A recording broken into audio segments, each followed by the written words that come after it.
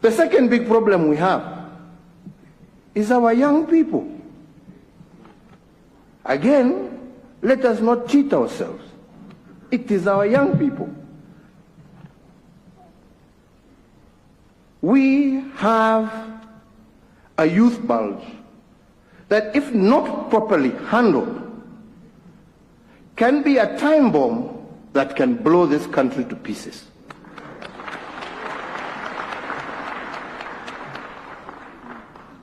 And the handling of that has to be done extremely carefully. Extremely carefully. That is not a problem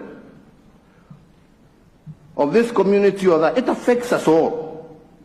But how we manage it, we must manage it very carefully.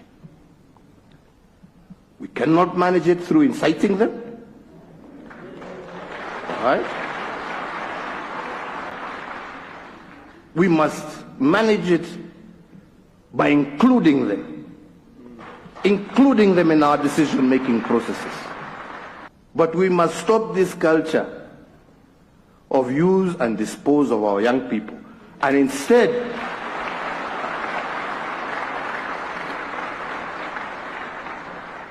develop and deepen a process. From the video clip that you've just seen, this is the former president of Kenya, that is Uhuru Muigai Kenyatta, who was talking about the youth bomb that will explode in Kenya, which it has just been done recently by the Generation Z. And remember the time Muigai Kenyatta was speaking about this whole issue of youth coming to explode in Kenya. Actually, the now president of Kenya, that is William RUTO, was the deputy president then, and he was sitting at that podium listening what the president actually he was saying. You can see actually he foresaw this whole issue of youths coming together as one, being not tribal, being not biased, and they came and addressed their issues in the central business district of Nairobi through demonstrating that actually Ruto must go, since he is not using our taxes well. He wants us to pay the taxes, but he is not using those taxes to create a job for us. He is not using those taxes, to develop the country, to construct roads, but he is using the taxes to travel, with expensive jets outside the country. And that is what the Generation Z, they were addressing the president. And of course, from the clip that we just saw of the former president of Kenya, that is Uhuru Muigai Kenyatta, you can just say that actually he foresaw these demos coming, and he saw actually in future the youth, it is or will be the problem here in Kenya, because most of them, they are unemployed, and this population of youths, it is the majority population of the Kenya population, because majority of youths, they are 60% of Kenya, those people who are below 35 years of age and below, they are the majority and occupies 60% of the population in Kenya. So the future is youth. So Uhuru Muigai was speaking about you cannot solve these issues of the youth, being unemployed within 5 years, within the 2 terms, you have been given. Yet, of course, in Kenya, we know that, the 2 years that is left in a term, in that the first 5 years, the last 2 years, it is left for the campaign. And if the president even win at the second term, at the first 2 years of the second term, it will be, to bring back the money that was used, in the campaign. And when will the develop, grow in Kenya? When will, the youths get employed in Africa?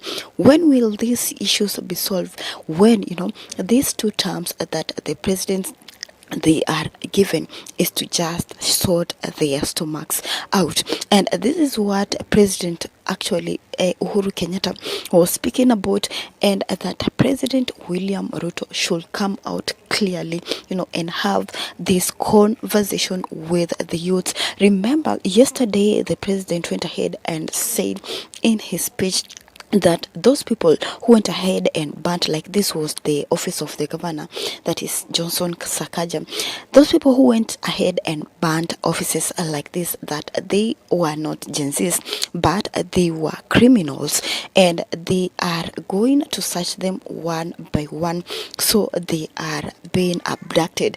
Remember, so many people right now, they have been abducted and they are nowhere to be found, and mothers are crying out there so that their children can come back home. So many people have been abducted, and you can see from the president Ruto's president speech yesterday about the people who burnt at these CDF houses, office of the governor, the parliament, that they were not Gen Zs, they were criminals, and they have to be jailed. That is the words that came from President Ruto. So you can just know that actually these abductions that it is going on from the leaders of this campaign, of this, it is coming from the high office, it is coming from the president. So we know that, of course, we all know, of course, when you see a police officer abducting someone, a police officer taking someone to jail, even journalists, it is the order from the high office, who is the president, who have ordered that all the people who participated in these demons, they are criminals, and they should be jailed. They should be handled in a criminal way. But believe you me or not, those people, they were Gen Zs. They were the ones who were protesting, like this one, the one that you're seeing on the screen. He went missing, and the mother is looking for him. This one is the People's Watchman said Kelvin Corel Gidura went missing yesterday afternoon. He recently graduated from Mount Kenya University. He was a student teacher while at the university, and had mobilized students to attend the hashtag Reject Finance Bill 2024 protest. His father suspects he was abducted. Help find Corel.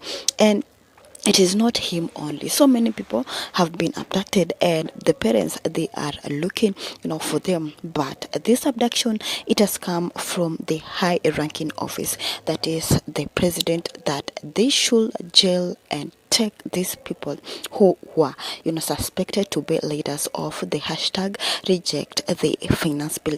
But what are your opinions about the speech of the former president of Kenya, that is Uhuru Muigai Kenyatta? Feel free to drop your comments down below.